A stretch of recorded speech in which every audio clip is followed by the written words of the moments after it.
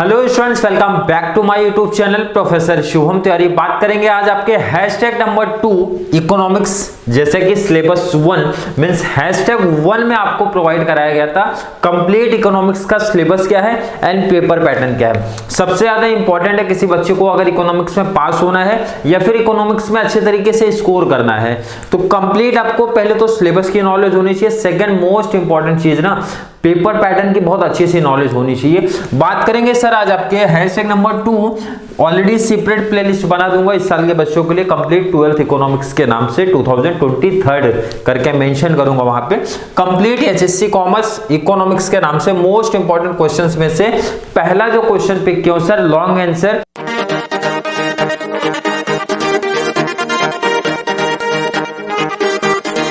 आपको आएगा कितना सर, एनी 2 आउट ऑफ 3 कितने मार्क्स का सर, 16 मार्क्स का।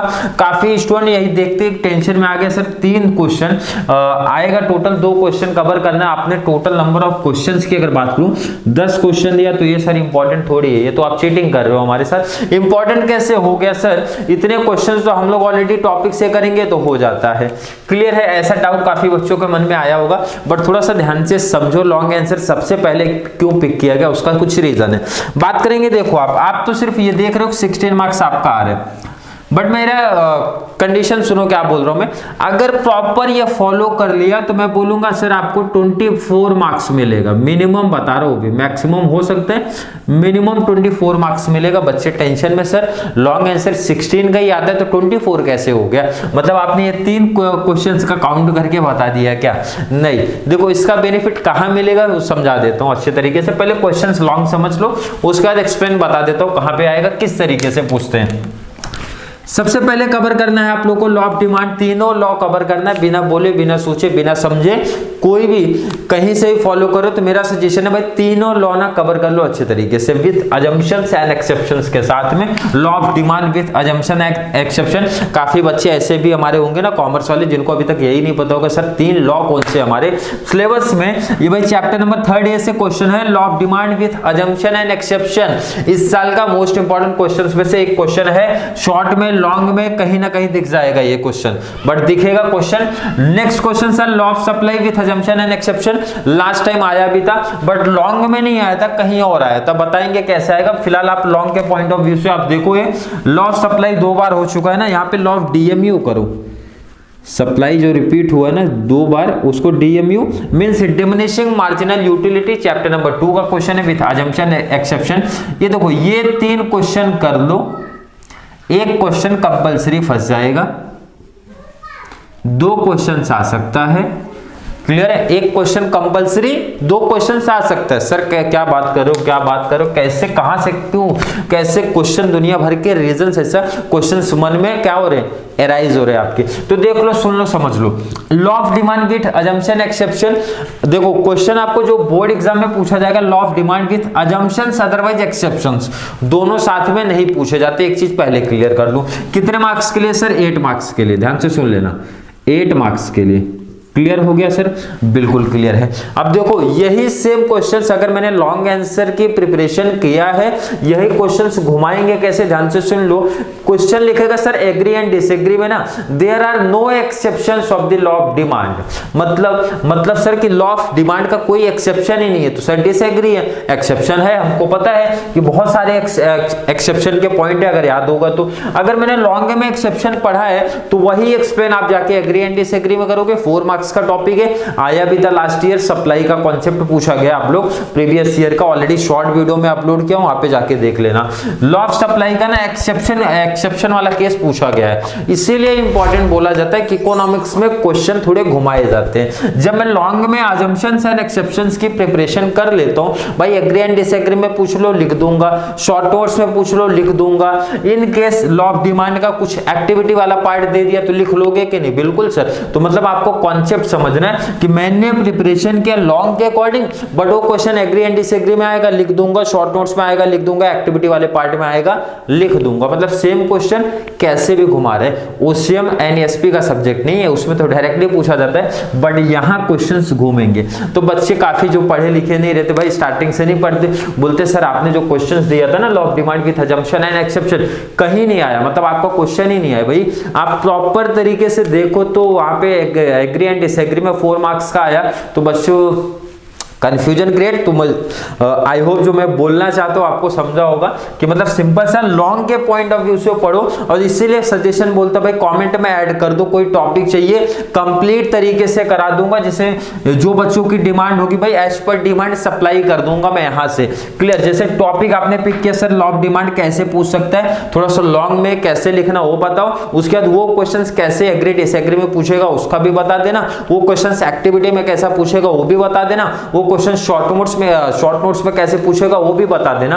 तो भाई आप लोग की डिमांड करोगे तो यहां से सप्लाई होगी, मींस आपको लेक्चर प्रॉपर तरीके से वही क्वेश्चंस इकोनॉमिक्स में कैसे घुमाए जाते हैं आपको कंप्लीट तरीके से दिखा दिया जाएगा, और कैसे लिखना है वो भी गाइड कर दिया जाएगा। अगर बच्चों को कॉन्सेप्ट नहीं क्लियर है तो मतलब ये 3 क्वेश्चन भाई पास होना है, पासिंग वालों की बात करो अच्छे तरीके से कर लेना, क्वेश्चंस अलग अलग तरीके से पूछे जाएंगे, ये भी चीज ध्यान रख लेना। अगला question sir explain relationship between TU and MU. जिसने लॉ ऑफ डीएमयू पढ़ा ना उसके जस्ट बाद ये पढ़ लेना। मैं तो आपने ऑफलाइन कोचिंग में बोलता भाई एक ही क्वेश्चन है, एक ही क्वेश्चन सर कि देखो क्वेश्चन तो अलग है, बट मैं बोलता हूँ कि अगर आपने डीएमयू किया ना भाई उसमें से टोटल यूटिलिटी जोड़ा, अगला टेबल अगला क्वेश्चन बन गया हमारा, बाकी डिटेल्स तो सेम ही है, बहुत ज्यादा चेंज नहीं। 80% आप यहीं से कॉपी करके यहाँ लाते हो, 20% टोटल यूटिलिटी का डिटेल वहां पे लिखते हो, बाकी तो पूरा कॉन्सेप्ट ही सेम है। अच्छे तरीके से करना, शॉर्ट में भी पूछा जाएगा, लॉन्ग में भी पूछा जाएगा, एक्टिविटी में भी पूछा जाएगा, मतलब एक ही क्वेश्चन अलग अलग जगह पूछे जाएंगे। एंड इंपॉर्टेंट है एग्री एंड डिसएग्री में भी पूछा जाएगा। क्लियर है? बिल्कुल क्लियर सर। 5th की बात करेंगे sir explain price determination under perfect competition market. Last year पूछा गया है, शॉर्ट नोट्स में क्वेश्चन ये बना है लास्ट ईयर, ये क्वेश्चन शॉर्ट नोट्स में बना है, मैंने लॉन्ग में रखा, तो इसीलिए मैं बोल रहा हूँ लॉन्ग के क्वेश्चन कहीं भी दिखेंगे, कहीं भी मींस शॉर्ट में, एक्टिविटी में एंड आपको एग्री डिसएग्री 3 जगह आपको दिखेंगे, इसीलिए क्वेश्चंस आपको ज्यादा रखो। और इसीलिए मैंने बोला ना स्टार्टिंग में 24 मार्क्स आपका कवर करेगा, मतलब यही क्वेश्चन करोगे तो 2 लॉन्ग फंस जाएगा, मींस 16 मार्क्स आपका ये कवर कर देगा, और 4 मार्क्स का ना short notes agree disagree otherwise activity वाले पार्ट में मिनिमम मैंने बताया 2 क्वेश्चन इसी के अंदर से फंसेंगे। पेपर जब आपका होगा प्रॉपर तरीके से एनालिसिस कर लेना और बाद में कमेंट कर देना, अगर नहीं मिलेगा तो सर आपने जो बोला था ना इसमें से कोई क्वेश्चन नहीं आया, कॉमेंट में मेंशन कर देना भाई, मैं भी थोड़ा सा पेपर एनालिसिस कर लूंगा। कि मिनिमम मैंने बताया लिख के रख लो 2 क्वेश्चन इसी में से कंप्लीट, कहीं ना कहीं और आएंगे, लॉन्ग आंसर को छोड़ के मैं बात कर रहा हूं। क्लियर कॉन्सेप्ट है? बिल्कुल क्लियर सर। अगला टॉपिक आते हैं explain types of price elasticity of demand. Last year पूछा गया है, कहां पूछा सर? एक्टिविटी वाले पार्ट में।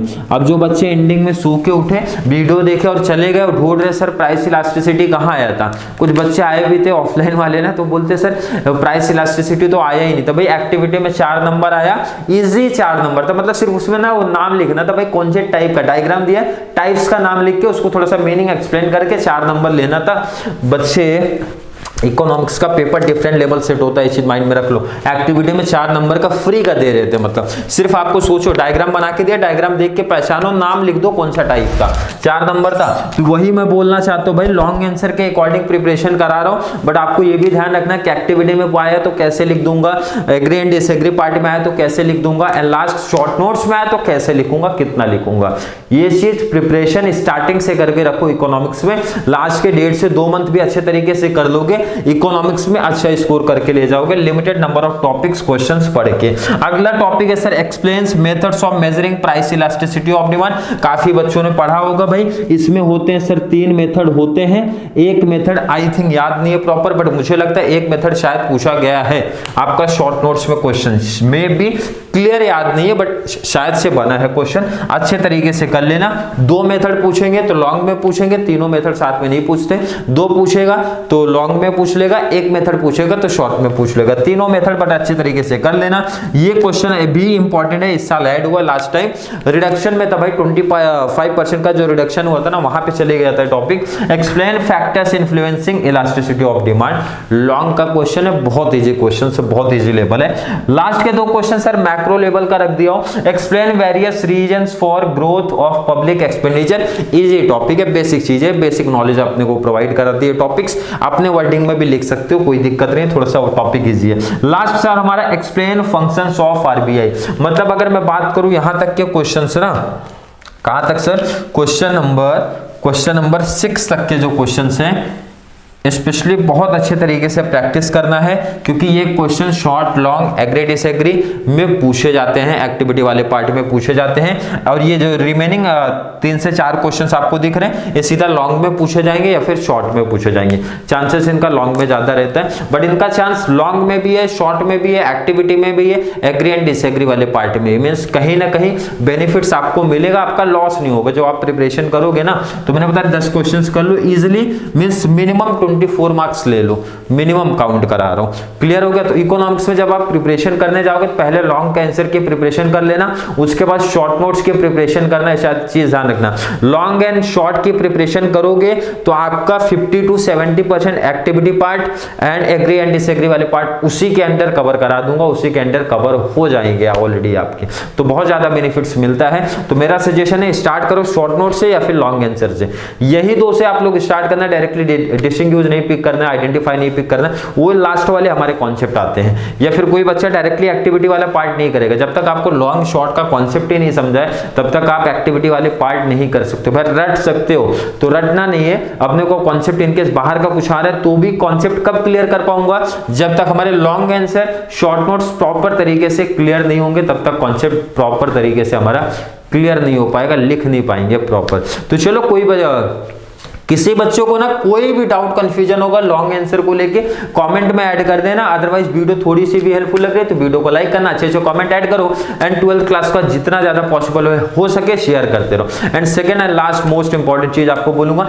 किसी बच्चे को इस टॉपिक्स में से कोई भी क्वेश्चन में कोई भी डाउट है कॉमेंट ऐड कर देना, सर क्लियर मेंशन कर देना आप ये पर्टिकुलर क्वेश्चन को थोड़ा सा डिटेल बताइए कि लॉन्ग में आया तो कैसे लिखना है, या फिर एक्सप्लेन करिए long, short, activity, disagree, agree आप मेंशन करोगे। हैशटैग कंटिन्यू आपका लास्ट का जो ये 2 से 3 महीना बचा है, 2 से 2.5-3 महीने जो भी आपके बचे हैं, प्रिपरेशन करा दूंगा, मतलब वो क्वेश्चंस के ऊपर प्रॉपर तरीके से वीडियो लेके आ जाऊंगा, अच्छे तरीके से आपको कवर करा के दे दूंगा। तो चलिए मिलेंगे नेक्स्ट क्लास में, तब तक के लिए थैंक यू सो मच।